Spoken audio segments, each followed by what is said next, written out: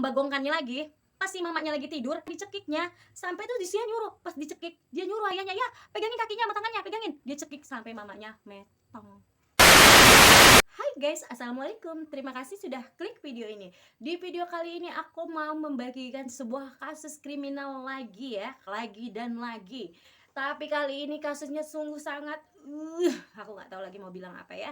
Kasus ini adalah kasus mutilasi yang dilakukan oleh seorang anak kandung terhadap ibu kandungnya sendiri. Bahkan ini anak kandung ini dibantu oleh ayahnya juga, ayah kandungnya yang membantu untuk membunuh istrinya ya.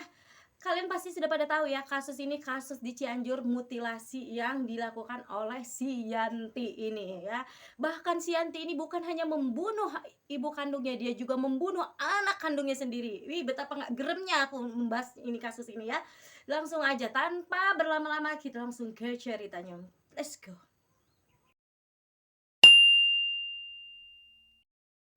Jadi guys, Yanti ini anak pertama dari 3 bersaudara. Anak dari pasangan Ibu Lilis dan Pak Cahya. Nah, suatu hari si Yanti ini datang ke rumah ibunya. Ya namanya anak biasalah datang ke rumah ibunya. Tapi dia datang itu bersama anaknya. Jadi si Yanti ini udah punya suami dan juga udah mempunyai 1 orang anak. Anaknya itu berusia 3 tahun. Dibawalah tuh anaknya ke rumah emaknya, ke rumah neneknya.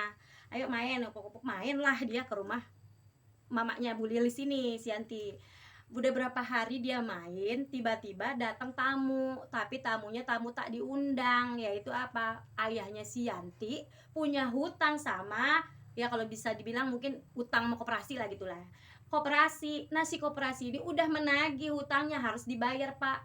Usut punya usut, Pak Cahya ini punya hutang 130 juta sama si koperasi, tapi baru dibayar 40 juta, sisa 90 juta lagi. Nah, si koperasi udah nagih dong. Nah, setelah itu si koperasi udah nagih, nggak berapa lama si koperasi pun pulang lah ya. Nah, mereka berkompromi lah, namanya biasa lah, ibu, anak, sama ayah. Nah, setelah kompromi itu si Yanti ini berinisiatif bilang sama ibunya, "Mak, bagusan," dia ngeliat kalung mamanya tuh yang besar, beratnya tuh 41 gram.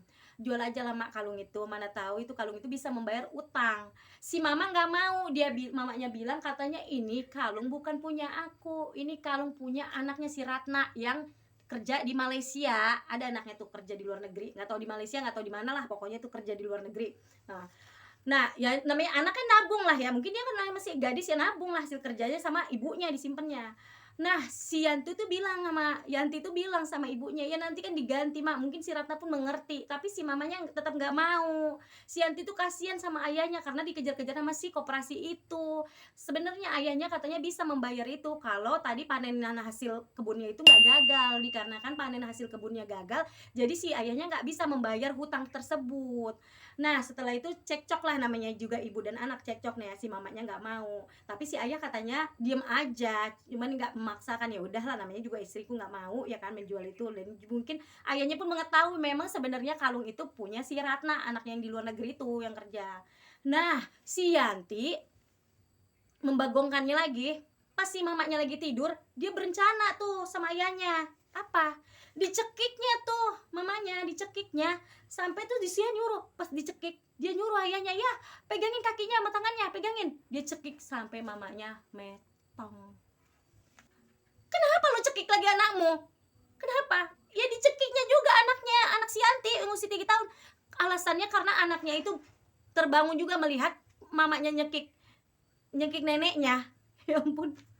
Ya Allah, nggak, ya ampun, anak usia 3 tahun pun ya udahlah ya, mungkin dia pun nggak tahu, nggak inilah ya kan, nggak mungkin lah dia menceritakannya gitu, tapi kok teganya lah kau sebagai ibu membunuh anakmu juga gitu loh kan. Udah kau bunuh ibu kau bunuh lagi juga anakmu, di mana lah akal pikiran kau?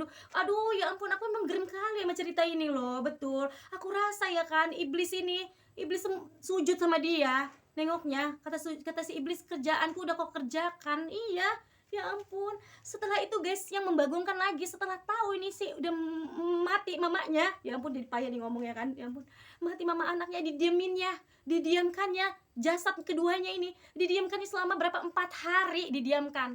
Setelah itu dia baru berpikir kayak gimana ya dia supaya nggak ketahuan. Dia gimana nih, dia fotolah ibunya, katanya untuk apa? Untuk kenang-kenangan, rasa dia udah puas. Puas kenapa? Karena usut punya usut, si Yanti ini dendam dia sama mamanya karena katanya emaknya ini pilih kasih, lebih sayang sama 2 adiknya ketimbang dia. Waktu dia kelas 5 SD katanya dari mulai dia waktu kelas 5 SD dia katanya ibunya ini pilih kasih. "Hei, hei, nggak usah beralasan lah kau, nggak usah kau beralasan. Ibu kau pilih kasih, mau bilang apa, nggak besar kau kalau nggak ibu kau itu nyayangin kau. Iya, nggak usah kau alasan seperti itu." Gerem aku loh membahasnya ini, betul. Ih, ya ampun, entah kenapa lah sensitif rasanya, ih, pengen ku jambak itu, pengen tabak mulutnya dia. Habis itu kan udah lanjut. Setelah itu dengan dia foto, habis dia foto katanya untuk kenang-kenangan, terus dia berpikir apa? Berpikir untuk dia nih kepala otaknya nih, kepala otaknya nih, kepala ininya suruh ayahnya ini, udah nggak tahu lah itu pokoknya. Dia suruh ayahnya untuk memutilasi, tapi ayahnya nggak mau, akhirnya dia yang mutilasi. Di mana ya perasaanmu waktu kau mutilasi ibumu itu? Di mana perasaanmu sebagai anak ya kan? Kau dibesarkan kayak gitu, tapi katanya dia ngerasa puas. Ya Allah, bener-bener lah itu iblis. Itu yang dilahirkan iblis itu iblis, iblis bukan manusia. Ya ampun, betul-betul deh. Dimutilasinya ibunya. Habis itu diapain? Dibakar. Dia nyuruh ayahnya untuk membakar, dan si bagongnya membagongkan kali itu. Ayahnya itu yang ya Allah, kok jadi laki-laki kok kayak gitu ya? Kok bisa ya? Gitu nengokan bininya digituin. Ya ampun, dia pun juga ya ampun, udahlah. Udah. Habis itu udah dibakar, ya kan? Dan dia juga mutilasi anaknya loh. Anaknya juga yang nggak bersalah dimutilasinya loh. Kalaupun tadi anaknya udah mati, ya dia kuburkan aja, kenapa gitu kan? Nggak perlulah dia potong-potong juga. Di mana lah perasaan kau waktu potong-potong anakmu juga itu? Hah? Yang kau keluarkan dari perutmu ini, dikeluarkan dari kau, ngerti kau kan? Di mana lah kepikiran kau? Ya Allah, kau potong-potong. Habis udah kau potong-potong, kau bakar, kau pikirlah mama apa anak kau ini sate? Hah? Kau bakar. Nah, setelah udah dia bakar, habis itu langsung capek aku membahasnya. Habis dia bakar tuh keduanya itu, masih ada sisanya itu kaki dan tangan. Disuruhnya lah ayahnya buang ke irigasi.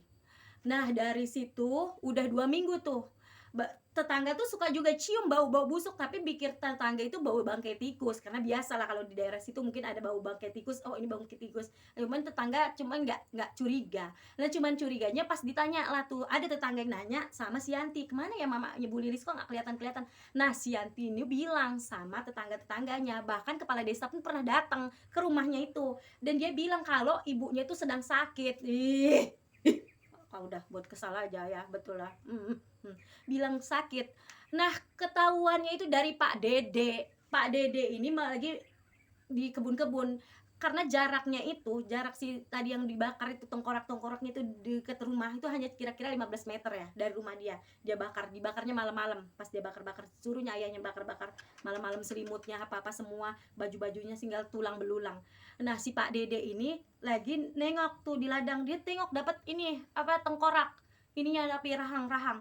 Nah, dia bilang tuh sama temannya lagi, "Ini rahang ini manusia atau binatang ya?" gitu. Ini paling juga binatang. Terus dia dapat tengkorak. Pak Dede ini dapat tengkorak lah, ini udah jelas ini manusia. Nah, warga itu langsung lapor ke kepala desa, terus kepala desa langsung koordinasi lapor ke polisi. Nah, nggak butuh waktu lama karena dekat juga sama rumahnya, ya kan? Setelah itu polisi pun dapat lagi laporan di irigasi itu menemukan sebuah kaki yang sama lengan gitu. Ya udah. Nah, ditanya tuh, ya kan, ini dicurigain warga karena siapa nih warga di sini ada yang nggak ada gitu misalnya. Oh iya, itu si Bu Lilis nggak kelihatan tuh karena sakit. Didatengin tuh. Orang itu berdua pas didatengin pertama masih berkilah, bilangnya mamanya sakit gini. Pas dilihat polisi memang keadaannya bersih, nggak ada apa-apa. Karena kan udah lama dia ngerjain itu ya. Tapi akhirnya ya polisi kan lebih pintar daripada kamu. Kelihatan tuh dari bercak darah, ada masih dia lupa sama pakaian-pakaian itu, bercak darah itu. Nah, akhirnya mereka berdua nggak bisa lagi ngelak, dan ketahuan lah kalau mereka berdua telah membunuh ibunya dan anaknya. Ya Tuhan, aku nggak tahu lah mau menceritakan yang ini. Kasus ini memang kasus yang ya Allah terbagong-bagong. Udah aku bilang ya, iblis itu kurasa sungkem. Ndoro katanya, kata si iblis, "Aku nggak, yang belum sanggup ngerjain kayak gitu, kau udah lebih sanggup ngerjain kayak gitu," kata si iblis. Ya udahlah, kau tuh lebih di atasnya iblis. Nggak tahu di atasnya iblis itu apa lagi, coba komentar dulu, di atasnya iblis apa lagi yang cocoknya buat si Yanti sama si Pak Cahya ini. ya. Aduh, udahlah kalau untuk dia cocoknya udahlah hukum mati aja. Ah, udah gitu aja ya. Ya guys. Jadi kalau menurut kalian sih, kan ini juga jadi liputan apa ya, TV-TV juga. Kalau misalnya itu mungkin aja faktor yang dendamnya itu, dendam anak terhadap ibunya. Makanya jadi ibu itu harus janganlah pilih kasih terhadap anak karena mungkin psikis anak itu kan berbeda-beda. Tapi kalau menurut aku sih kayaknya ini suatu alasan dia aja sih. Suatu alasan aja. Kalaupun dia memang dia dendam sama ibunya, ya kan? Karena ibunya yang kurang sayang sama dia, lah kenapa dia dia sebagai ibu kok bisa nganuin anaknya? Tega banget dia membunuh anaknya gitu loh. Anak dia loh yang dia lahirin juga. Kalaupun dia kurang kasih sayang dari ibunya, tapi janganlah dia membuatkan gitu sama anaknya ya kan? Maksudku nggak usah lah dia gitu. Terus sampai dia juga memutilasi anaknya juga. Di mana? Ini udah ya udahlah. Aku udah cukup aja membahas ini ya. Kali ini inilah yang ku bahas ya. Jadi ini nggak bisa berkata-kata apa-apa lagi. Kasus yang paling menyebelin rasaku, yang paling membagongkan, paling udahlah. Oke ya guys, sampai di sini dulu cerita tentang si Yanti dan Pak Cahya itu. Next aku akan ceritain sama kalian tentang kasus-kasus yang lainnya. Terima kasih. Wassalamualaikum warahmatullahi wabarakatuh. Bye bye.